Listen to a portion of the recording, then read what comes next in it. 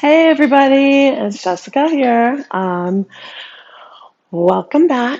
So today, I wanted to work on some more leg and glute stuff, and so this is the kneeling side leg kicks. Before we did the lying down side lying leg kicks. So this is like kicking it up a notch. This is a more intermediate version of the side leg kick. So I'm sure you've seen variations of this type of exercise before. So this is just the Pilates version, so the classical Pilates version. So to get started, we're going to be like to break this exercise down because a lot of times people are all over the place. So we're going to come on with our knees hip bone width apart and parallel. So knees are tracking right in line with their hips. So we're not out to here. We're not all the way in. We got a little bit of balance, okay? And then with the foot that's behind, so when your foot is behind you though, I want you to pay attention to what happens with this foot. That this foot doesn't go off to the side because that turns your leg. That turns this leg that we're going to be kneeling on. And 9 times out of 10, it's kind of helping you to balance. So you'll see sometimes people are like this, and now that leg is just doing a lot more than your core should be doing. So we want, obviously in Pilates, we want your core to be doing a lot. We want everything is core first, core centric, and coming out from the arms and limbs from there. Okay, so everything connected to the core: fingers, toes, arms, legs, head, everything connected to core. Okay, so we're going to start off knees hip bone width apart and parallel. And let's start on your right side. We're going to bring your right hand to the mat, and we want it in line with your knee, and we're bringing your left leg out, and we want knee, arm, foot, ankle all in the same line. And then, so like I said, we don't want this, because then this is just like easy peasy. Abs aren't doing anything, okay?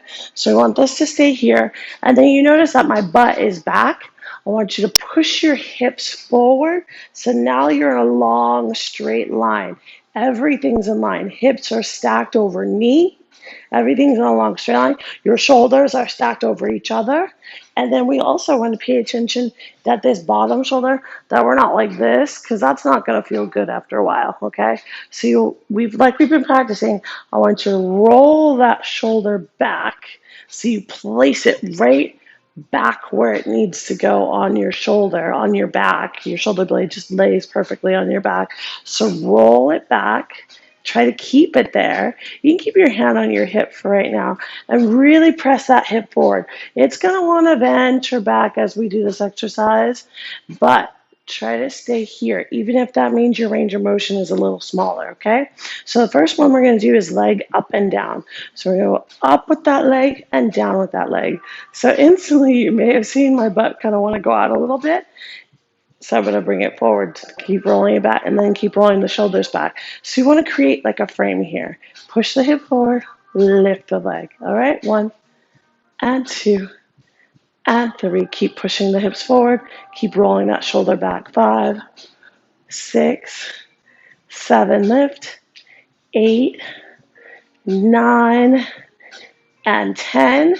And then from here, we're going to lift it up and hold. Hold for 1, hold for 2, hold for 3, hold for 4, hold for 5, roll the shoulder back, lengthen the neck, 6, 7, 8, 9, 10.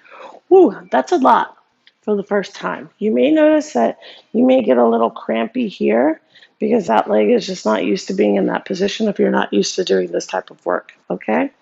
If your wrists are sore, stick with just one side at a time. Do one set, come back, do the next set. So you want to stay on one. We're going to actually switch sides now. So let's go over to the left side. And so if your wrists are getting really sore, you can kind of move them away from you a little bit, but I think that makes it harder for your shoulder to be where it needs to be the further out your arm goes. So try to keep that arm here, roll that shoulder back. And if your wrists are really just sore, Maybe they'll get used to it, or maybe this exercise is not great for you. If you have any kind of wrist injury or something like that, where it's hard for you to bear your weight on your wrist, this might not be a good exercise for you. So again, I'm going to push the hips forward, roll that shoulder back, elongate my neck, and I'll lift 1 and 2 and 3, lift. Now, we want to make sure that we're not internally or externally rotated as we lift. So I'm not turning out and lifting up. You see my toes go? I'm trying to keep this foot and this leg parallel, just like it would be if I was standing on it. So 3, 4, hips forward, shoulders back, 5, 6, 7, 8, so I'm not getting very high, 9, that's okay, 10, and then we're going to lift it up and hold for 10, 9, 8, 7, 6, 5, 4, 3, 2, 1, lower down. So that's okay if you don't get very high. We're practicing. The more you do it, the better you'll get. Okay, so let's go back over to the other side. We're going to come back. This is another variation. Press the hips forward. So if all that was easy for you, go on to this variation. If that was really, really hard for you, stick with just up and down and holding, okay? So from here, again, roll the shoulders back, press the hips forward, pull your belly in, lift that top leg up, and we're going to reach the leg to the front and then reach the leg to the back. Pay attention to what happens to your torso, that you don't fall back as your leg goes forward and that you don't fall forward as your leg goes back. Just like in side lying, as my leg goes back, my pubic bone goes forward, and then as my leg goes forward, my tailbone goes back, and my neck is on my side. Sorry, my spine is straightened. Okay, so you're making those little adjustments, and then you see how this leg wants to creep out and help me. I'm going to keep it over here. Back, tailbone back, pubic bone forward, tailbone back. So we're making little tiny adjustments in order to create stability in our torso. 3, reach. 2, roll your shoulder back. Last set. And last 1, and come down. Woo, those are challenging. Let's go the other side.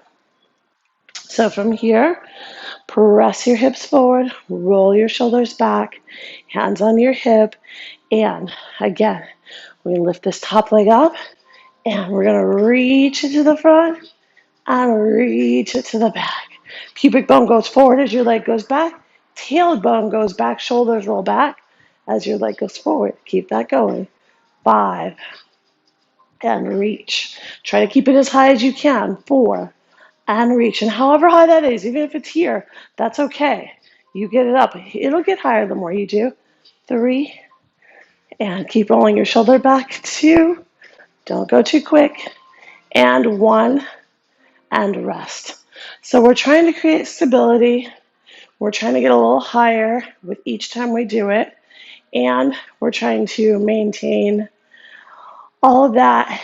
And don't forget to breathe, okay? So let's go. Come to the other side. We're going to do one more variation. So come here, bring the leg forward. Bring the hips forward, roll the shoulders back.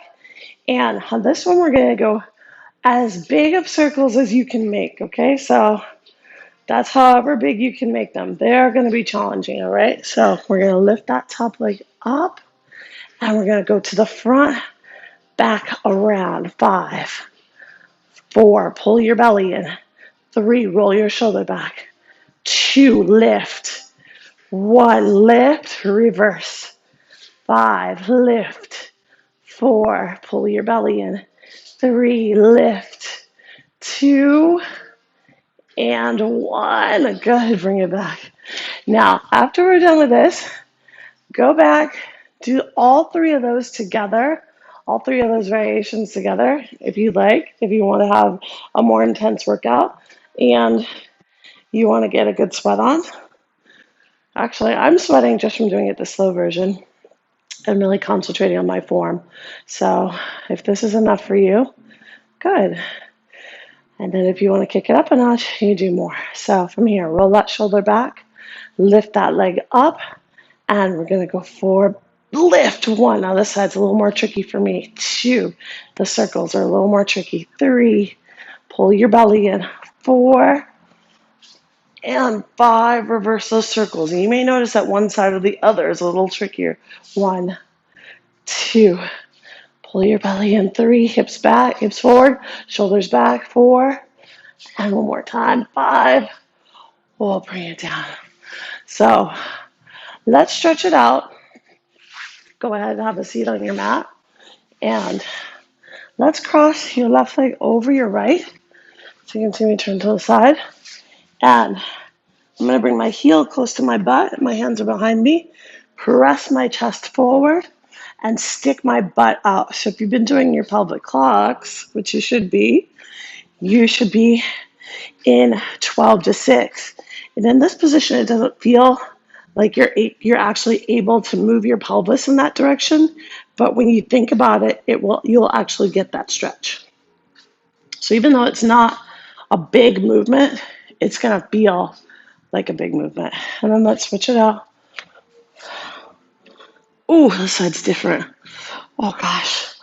So you may notice one side's different. I'm going to switch my hand position a little bit so I can press myself forward.